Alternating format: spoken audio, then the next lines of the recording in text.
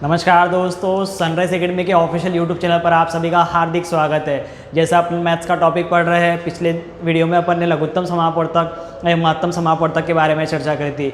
आज के वीडियो में अपन लघुत्तम और महत्तम का सबसे इंपॉर्टेंट क्वेश्चन जो एग्जाम में कई बार पूछा गया है, घंटी पर आधारित प्रश्न, तो देखते हैं इस प्रकार के प्रश्नों को कैसे सॉल्व किया जाता है। तो सबसे पहले प्रश्न देखते हैं। 3 घंटियाँ प्रातः 11 बजे एक साथ बजती है। ठीक है, 3 घंटी है जो मॉर्निंग में 11 बजे एक साथ बजती है।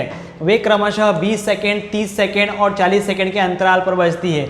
वो तीनों घंटियाँ अलग अलग 20 मिनट, 30 मिनट और 40 मिनट के अंतराल पर बजती है। अब देखिए, वो पूछना चाह रहा है कि यदि वो तीनों घंटियाँ एक बार फिर से 7 में बजना चाहे तो कितने बजे वो तीनों घंटियाँ एक साथ फिर 7 में बजेगी। ठीक है, तो इस प्रश्न का आंसर आपको कैसे निकालना होता है। तो हमेशा ध्यान रख लीजिए कि जब भी बात कर रहा है कि एक साथ की जब बात आ रही है, मतलब तीनों घंटियाँ एक साथ फिर कब बजेगी, तो ऐसी स्थिति में हमेशा आपको लघुत्तम समापवर्तक निकालना पड़ता है। तो देखते हैं इसका सॉल्यूशन क्या होगा। चलिए, आपके पास में है 20 मिनट, 30 मिनट और 40 मिनट। ठीक है, 40 मिनट। अब देखिए, इनका आपको क्या निकालना होता है, लघुत्तम समापवर्तक। तो पहले अपन 2 से भाग देंगे, 10, 15 और यहाँ पर 20। फिर कैसे भाग दोगे आप, फिर 2 से भाग दोगे तो बोलिए 5, ये 15 एज इट इज रहेगा और ये 10 बार जाएगा। फिर बोलिए कैसे भाग दोगे, फिर 2 से दोगे, 2 पंचे 10, 15 एज इट इज रहेगा और 5 आपका एज इट इज रहेगा। फिर 3 से देना पड़ेगा, तो 3 5 15, ये 5 और ये 5। फिर कैसे दोगे, 5 से दोगे। इतना सभी को समझ में आया। पिछले वीडियो में आपने लघुत्तम निकालना देख लिया था, लघुत्तम कैसे निकाला जाता है। ठीक है, अब आगे देखते हैं लघुत्तम क्या निकला। तो देखिए, ये क्या हो जाएगा आपका, 5 3 15, 15 दूनी 30, 30 दूनी 60, 60 दूनी 120। मतलब 120 मिनट बाद, 120 मिनट बाद वे दोबारा एक साथ फिर बजेगी। 120 मिनट बाद वे एक साथ दोबारा फिर बजेगी।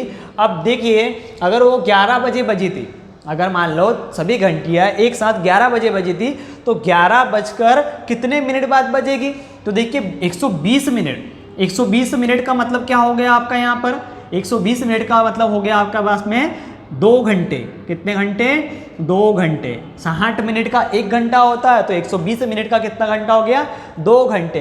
अब देखिए, सुबह 11 बजे घंटी बजी थी, उसके 2 घंटे बाद फिर सभी घंटियाँ एक साथ बजेगी। तो 11 के बाद में आप 2 घंटे उसमें और जोड़ दीजिए, तो क्या 13 घंटे हो जाएंगे क्या, नहीं। यहाँ से देखिए 11 बजे और 2 घंटे और जोड़ लिए, तो 11 से 12, 12 से 1, तो 1 बजे सभी घंटियाँ दोबारा एक साथ फिर बजेगी। ठीक है, सभी को समझ में आया। तो आपको क्या करना है, इनका लघुत्तम समापवर्तक निकालना है। और उस लघुत्तम समापवर्तक अगर आपका समय के आधार पर पूछा है, मतलब 11 बजे पूछा है, तो लघुत्तम आप निकालने के बाद में इस समय में उसको जोड़ दीजिए। और जोड़ने के बाद में जो भी आपके पास में आंसर प्राप्त होगा, उतने बजे दोबारा घंटियाँ एक साथ फिर और बजेगी। इसको नोट डाउन कर लीजिए।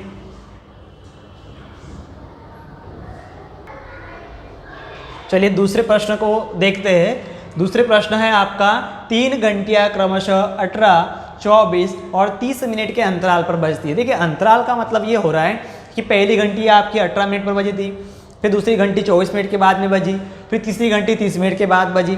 ठीक है, अंतराल पर बजती है। सुबह 10 बजे वे तीनों घंटियाँ एक साथ बजी थी। मॉर्निंग का 10 बजे का ऐसा समय था जब तीनों घंटियाँ एक साथ बज चुकी थी।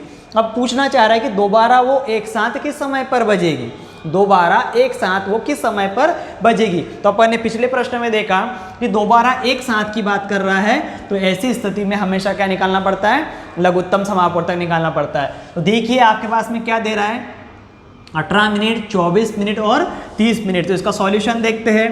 तो इसका सॉल्यूशन क्या हो जाएगा, इसका लघुत्तम समापवर्तक। तो 18, 24 और 30 का आपको क्या निकालना रहेगा, लघुत्तम समापवर्तक निकालना रहेगा।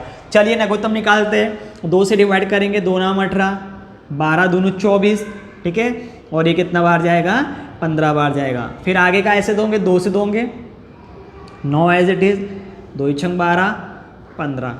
फिर 2 से 2 तिया 6, 15 as it is, 9 as it is. फिर 3 से 3 तिया 9, 3 एकम 3, 3 5 15। फिर कैसे दोगे, 3 से दोगे, 3 एकम 3, एक ऐसा कैसे, और ये 5। फिर 5 से दोगे तो 5 एकम 5, ठीक है।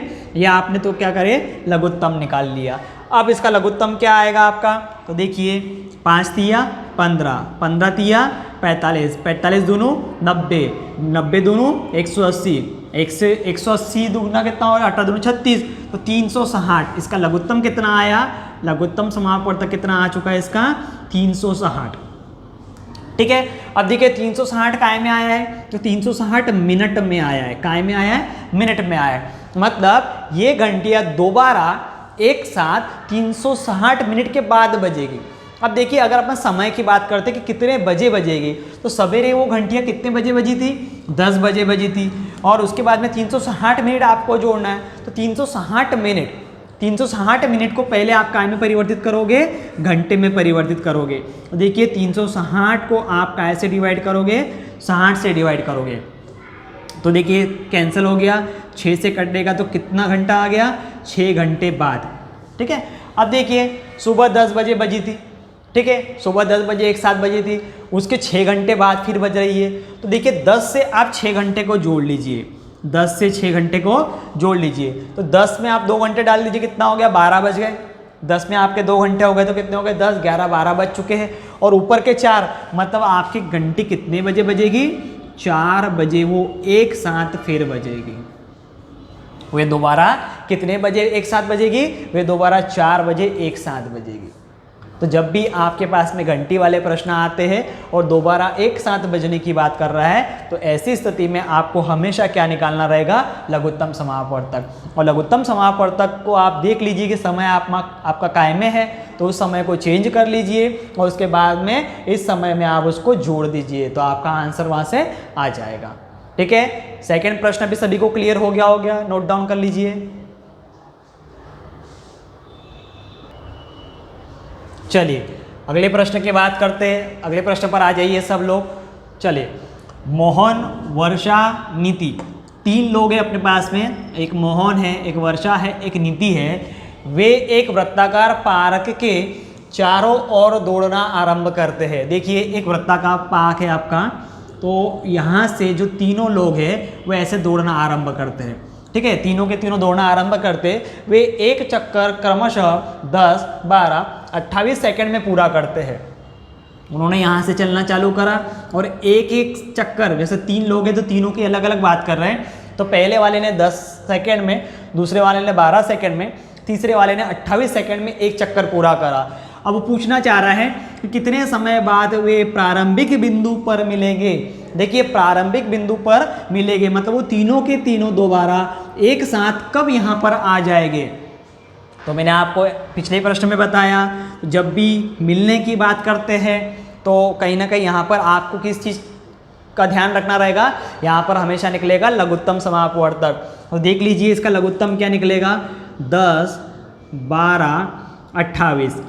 तो लघुत्तम निकालते हैं, 2 से दिया, 2 पंचे 10, 2 छंग 12, 14 दूनो 28, फिर 2 से जाएगा, 2 साती 14, 2 तिया 6, फिर 5, फिर 3 से जाएगा, 3 एकम 3, 7, 5, फिर 5 से गया, 5 एकम 5, 1, 7, और फिर आप क्या करोगे, 7 से करोगे। अब देखिए इसका आंसर क्या करना रहेगा आपको, तो यहाँ पर देख लीजिए, आपको हमेशा एक चीज़ ध्यान रखनी है कि जब यहाँ पर आपके पास में बड़ी संख्या प्राप्त होती है, जैसा 7 पंजे 35, 35 या अगर करने का बोले तो आप क्या करोगे, यहाँ पर गुणा करना स्टार्ट कर दोगे। तो आपको ऐसा नहीं करना है, आपको यहाँ पर ध्यान रखना है कि यहाँ पर यदि आपको 5 मिल रहा है तो 5 से आप 10 बना लीजिए, 20 बना लीजिए, 100 बना लीजिए, उससे आपको मल्टीप्लाई करने में ईजी होगी। देखिए कैसे करना है, तो देखिए यहाँ से 5 का गुणा 2 में करा, 5 दूनों कितना हो गया, 10 हो गया। 5 का गुणा मैंने 2 में करा, कितना हो गया, 10 हो गया। इधर देख लीजिए यहाँ पर ये लिखा 10 अपन ने। अब देखिए 7 तिया 21, 21 दूनों कितना होता है, 42। तो 42 में 10 का गुणा करोगे तो आंसर कितना हो जाएगा, 420। तो मतलब आपका लघुत्तम समापवर्तक क्या आया इस क्वेश्चन का, 420 सेकेंड। ठीक है। अब देखिए यहाँ पर समय नहीं दे रहा है कि इतने बजे मिले थे, तो आप समय अगर देता तो आप उसमें जोड़कर उसका आंसर बता सकते थे, परंतु यहाँ पर पूछा था कि कितने समय के बाद प्रारंभिक बिंदु पर मिलेंगे, तो आपका आंसर क्या होगा, 420 सेकेंड के बाद वे लोग प्रारंभिक बिंदु पर एक साथ मिले थे। समझ में आया? तो जब भी एक साथ की बात आती है तो आपको हमेशा क्या निकालना रहेगा, लघुत्तम समापवर्तक, जिसे आप क्या बोलते हो, एलसीएम। क्लियर हो रहा है सभी को? ठीक है, ठीक है, लिख लिया होगा सब लोगों ने। अब चौथे क्वेश्चन पर आ जाइए। चौथा प्रश्न देखिए, किसी व्यापारी को 35 मिनट 42 मीटर 63 मीटर, सॉरी ये मीटर में है ना, 35 मीटर 42 मीटर 63 मीटर लंबे लकड़ी के 3 तख्ते बनाने हैं। ठीक है, तख्ते मतलब क्या होता है, उनको एक तख्ता बनाना है जो आपका 35 मीटर 42 मीटर 63 मीटर लंबी लकड़ी के तख्ते बनने वाले हैं। ठीक है, अब वो पूछना चाह रहा है कि बराबर माप के आपको तख्ते बनाने हैं, बराबर माप के तख्ते बनाने हैं, तो ऐसे कुल कितने तख्ते बनेंगे। ठीक है, तो देखिए इस प्रश्न में आपको थोड़ा सा ध्यान रखना है, यहाँ पर कुल तख्ते की बात कर रहा है तो आपको यहाँ पर लघुत्तम की ओर नहीं जाना रहेगा। ठीक है, अब देख लीजिए करना क्या रहेगा। तो सबसे पहले आपको क्या करना है, यहाँ पर एक माप निकालना है, क्योंकि देखो आप तख्ते बना रहे, बराबर माप के बना रहे हो, तो कोई मापने के लिए एक ऐसी चीज़ मुझे प्राप्त हो जाए जिसके थ्रू मैं इन तीनों तख्तों को प्रॉपर तरीके से माप सकूं, तो उससे आपको क्लियर हो जाएगा कुल कितने तख्ते बनाने हैं। तो देखिए अगर माप की बात आती है तो यहाँ पर आप निकालते हो महत्तम समापवर्तक। क्या निकालते हो, महत्तम समापवर्तक। तो देखिए अलग अलग महत्तम निकाल लेते हैं अपन। तो ये 35 का निकलेगा, यहाँ पर 42 का निकल जाएगा और यहाँ पर निकालेगा 63 का। तो महत्तम सबसे पहले निकालना है आपको, तो चलिए निकालते हैं महत्तम समापवर्तक। तो देखिए 5 से देंगे, 5 7 35, 7 से 7 एकम 7, यहाँ 2 से दे दीजिए तो 21 दूनी 42, 3 7 21, 7 एकम 7। फिर यहाँ देखिए कितने से दोगे, 3 से दोगे तो 3 दूनी 6, 3 एकम 3, फिर 3 7 21 और 7 एकम 7। अब यहाँ पर आप मुझे बताइए कि आपका महत्तम क्या होगा। तो देखिए यहाँ 7 प्राप्त हो रहा है, यहाँ 7 प्राप्त हो रहा है, यहाँ 7 प्राप्त हो रहा है, तीनों में कॉमन क्या प्राप्त हो रहा है, 7 प्राप्त हो रहा है। तो इसका जो लघुत्तम जो महत्तम समापवर्तक होगा वो क्या होगा, 7 होगा। महत्तम समापवर्तक क्या होगा, 7 होगा। ठीक है, अब देखिए 7 आपके पास में वह माप आ चुका है जिससे आप इन तख्तों के टुकड़े काट सकते हो, इन तख्तों के टुकड़े काट सकते हो। तो देखिए ये 35 मीटर का है, ये 42 मीटर का है, ये 63 मीटर का है, तो इनमें से अपने को 7-7 मीटर के टुकड़े काटना है, क्योंकि 7 आपके पास में एक माप आ चुका है। अब देख लीजिए कैसे माप से आप काटोगे। तो देखिए पहला टुकड़ा आपका 35 मीटर का है और माप है 7 का, तो 7 पंचे 35, तो यहाँ से आपके कितने तख्ते बन जाएंगे, 5 बन जाएंगे। दूसरा है आपके पास में 42 और आपके पास माप है 7 का, तो 7 छकम 42, यहाँ पर कितने तख्ते बन जाएंगे, 6 बन जाएंगे। तीसरा तख्ता है 63 मीटर का, माप है 7 की, तो 7 नाम 63, तो अगला तख्ता कितने का बन जाएगा, अगला तख्ता 9 तख्ते बन जाएंगे। ठीक है, अब कुल कितने तख्ते बनेंगे, तो तीनों को आपको क्या करना है, जोड़ देना है। तो देखिए 9 और ये 6 कितना हो जाएगा आपका, 15, 15 और 5 कितना हो जाएगा, 20। तो आपका आंसर क्या हो जाएगा कि इतने इतने मीटर लकड़ियों के कुल 20 तख्ते बनेंगे। कुल कितने तख्ते बनेंगे, 20 तख्ते बनेंगे। क्लियर हो रहा है सभी को, इसको नोट डाउन कर लीजिए।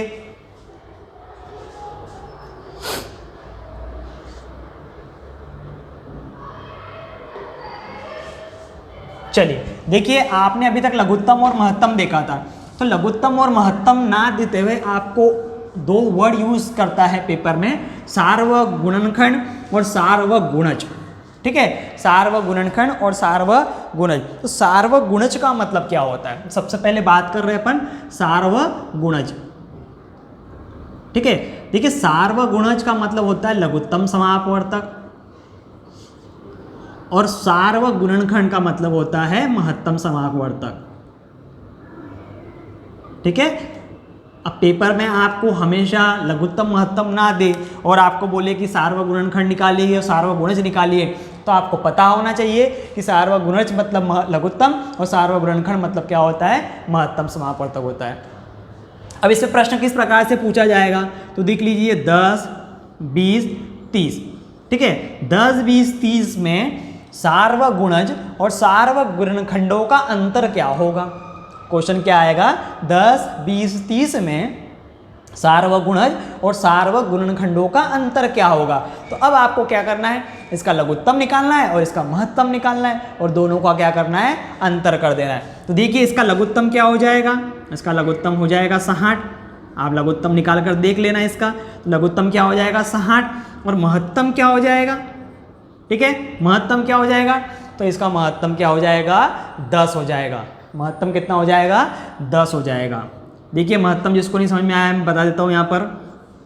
2 से 2 पंचे 10, 5 से 5 एकम 5, फिर 20 को आप 2 से दे दीजिए, 10 बार 2 पंचे 10 और 5 एकम 5, फिर 30 को दे दीजिए आप भाग।